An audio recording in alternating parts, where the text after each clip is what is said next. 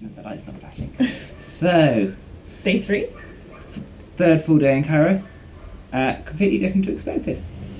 Yeah, really, really good day. Yes. Really good day. Not really very scary. Well, I mean, it had its moments when it was slightly daunting, but then... Yeah. So, we used the metro for the first time? Daunting. Yes. Turns out, map, not correct. So, we've ripped the page out of the book. We were using, what year's the Lonely Planet film that we have? 4 or 5 years ago. Something. So they were supposed to finish building the metro in 2013, but I think certain happenings in the previous couple of years have hindered that. Yes, so we had a map. This is our map ripped out of the Lonely Planet guide, and it's wrong. Every little bit of it is wrong. So the name of the stations is incorrect. Yep, that's different. Not even just Arabic different, it's completely different. Yeah, where they go to appears to be changed or not complete. Where they meet, just different. Where they meet also seems to be different. Like pretty much that is of a different metro. Yes, it could be. And in the actual place itself, it's not overly helpful either.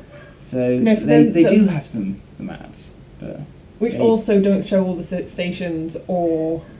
No, it's amazing. They only have 3 lines, and they still don't manage to include them all on the map, which is quite poor.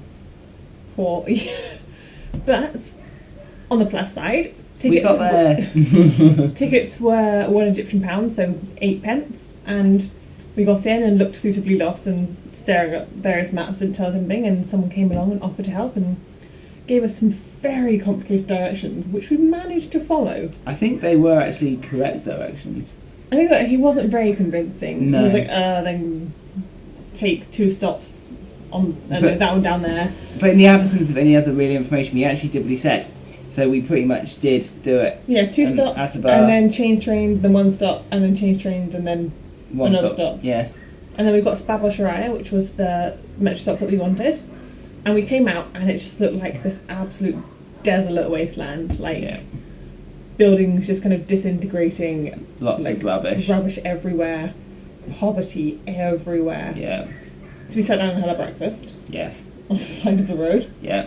And set off in vaguely the right direction. Yep. Which was kind of alright. It felt like we could be walking towards one of a couple of different things, but one part of Cairo. It felt like at points we were walking towards a slum. I think it's fair to say. / we're in a slum. It did feel like we were in a slum. It's very hard to describe how the buildings were just falling apart and looked a bit like a trash heap. Because it's not really the kind of place where you can take pictures. No. So it's very hard to describe, but it was just incredibly poor. And not full of tourists. Yeah, not full of tourists. No tourists. None. Which isn't surprising. Like it was quite daunting to walk out of that subway station and then just into this. So I don't think anyone gets the metro station to where we were going. I think everyone just gets taxis, and that's sort of what I've read and been told and everything. That it's like, it's not possible to get there by metro. By which they mean that the metro station's like a kilometre away or something. Maybe a bit more. I mean, it wasn't far, and it was a really interesting walk. It was. And I'm glad we did it. Yeah, and then at one point we just dived down an alleyway, which led us into the heart of the bazaar, and we just walked through streets and streets and streets of these labyrinthine... What's the bazaar called then? Khalili. Yeah, which was fairly big. Fairly big. It was big. Yeah, it was fairly sprawling. And it kind of felt like it was partly a bit of a slum, but also, like you could go off something down the side streets, and it was a bit like, okay, this isn't really what I expected. Yeah, you kind of had these kind of core arterial roads, and then the other little ones around it that gradually pieced off into alleyways that you would immediately immediately think were quite unsafe. Like, you suddenly find yourself lost in this absolute maze. And there would only they didn't really feel unsafe. They should have been unsafe. They didn't feel... I think the first couple of times we had down them, I was kind of... Or when we went to really back alleys, so they were literally falling in and the street wasn't there anymore. And it was just, like, stray dogs and a few men staring at us outside of their shops. Like, I think the first couple of times that happened, I was just kind of going, maybe we should have turned around. But then people were friendly and polite, and I think it's very much an Egyptian way to be kind of quite cautious and careful and so on, and that often doesn't come across when you're surrounded by touts in really touristy bits. But I think the true, like, people of the country are so kind. So we went around the bazaar for a while. We weren't really looking to buy anything, but we just had a look. We went to the cafe. We kind of stumbled across this cafe, which is apparently really famous. It's been there for a couple of centuries. It's been open 24 hours a day for hundreds of years. Not 24 hours a day. It's open 24 hours a day. It never closes. That's mad. It hasn't closed in like 200 years.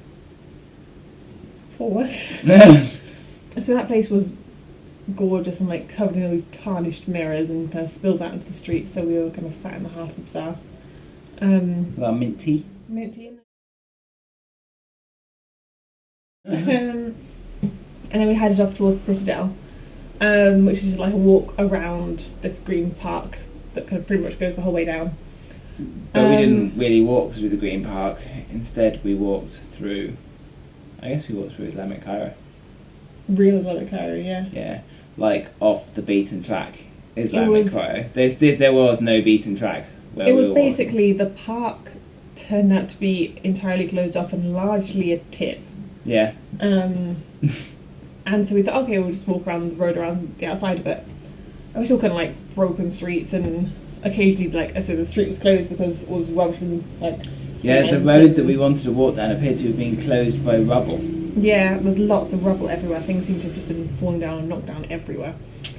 The tourist or actual police or whatever, the military here also seemed to disappear. Like there was no military presence, which there appears to have been in most places. Which is interesting, actually, come to think of it. Yeah. But it was just kind of lots of little alleyways with lots of tall buildings that were just so dilapidated. And the whole thing was a bit, as in, it never felt unsafe, but it was a bit kind of daunting to walk into their kind of backyard, and you felt like you were kind of interrupting something at first. So when we first walked in there, I was highly aware that we stood out like a sort of thumb. Yeah. Like there were no other tourists down there, and I got the impression that you could probably say there probably hadn't been many, if any, in the last week. I could believe that. I genuinely think it's very much off the tourist beaten path. Yeah, so, like they seemed very surprised to see us, and I was very glad that I was pretty covered up, like headscarf. And yes, you were very covered up, which is very good, and I think they probably respected that quite a lot.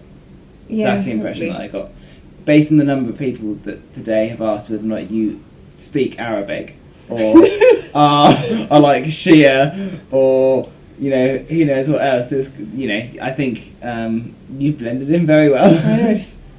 Look Egyptian, clearly. Yeah. It's like when I was in Morocco and they were like, you have African skin. I was like, I really don't. More so than yours. Yeah, I do not have African skin. I have albino skin. Aww. But that's why I think they think you're Danish. Yeah, I'm Danish, German, yeah. I know, it seemed like as we were walking down there, so elsewhere people have all been very friendly. It's like, and sometimes genuinely saying, how can I take your money? Literally, people would shout that in the street to us. Yeah. What can I do to take your money? I don't think you phrased that quite the best way, but all right. It's like you're not trying anymore. Yeah. You've learned some English, but not the best way of phrasing what you want to say. But in Islamic Cairo, it was very different because they weren't trying to sell anything. There was no tourist touting kind of stuff going on, and they weren't trying to even like shepherd us into cafes or anything. It was all just, hello, welcome to Cairo. And I think that was We're glad to see you. Literally everyone would shout it out at you in the street, but they would be shouting out, welcome, it's nice to see you here, hello. Welcome to your second home, we hope you like Cairo. A couple of times we had kind of a group of children walk out to us and like try and practice their English. Yeah, and it's like, what's your name? And they would like just be there with these massive grins on their faces, probably echoing ours, to be fair. Yeah. It was so lovely to be around kind of real people and not people who work in the tourism industry and are so jaded by all these years and years and years of obnoxious tourists throwing money at them. It was nice to be around authentic. And it genuinely felt like they liked us being there. Yeah, which I found lovely, because I was worried that it would be kind of like we were intruding on their space. Which was what I was expecting it to be, based on everything that I'd heard. I was expecting it to be really intimidating. But, you know, gradually, I think I said to you, like, the first time today, I wasn't at all. You know, there's no anxiety, kind of, like, it felt fine, it felt nice. And we had such expectations of this being this traumatic experience, and how everyone told us it was just like, it's a terrifying run and they'll drag you into the streets. And you need a guide. You absolutely need a guide. It's not safe without a guide, which we didn't have. We did not have a guide. Oh God, you can't walk. Oh God, you can't do this. Yeah, you'll be hassled by people. You'll get scammed. You'll be, you know, all this kind of stuff. You won't be able to do it by yourself. There's so much fear-mongering. It's mad. Because I think if we'd had a guide, it would have been horrible. We would have been scammed infinitely more. Especially being that we didn't want to buy anything. Yeah. The only thing we bought was like one pair of sunglasses in the bazaar. Yeah, and also we wouldn't have had the opportunity to be kind of like tiny miniature little chats that we had with people. Like that was a taxi driver who, every time we kept going back to the same square again and again and again, and each time he would approach us again and like carry up the conversation where we left off. And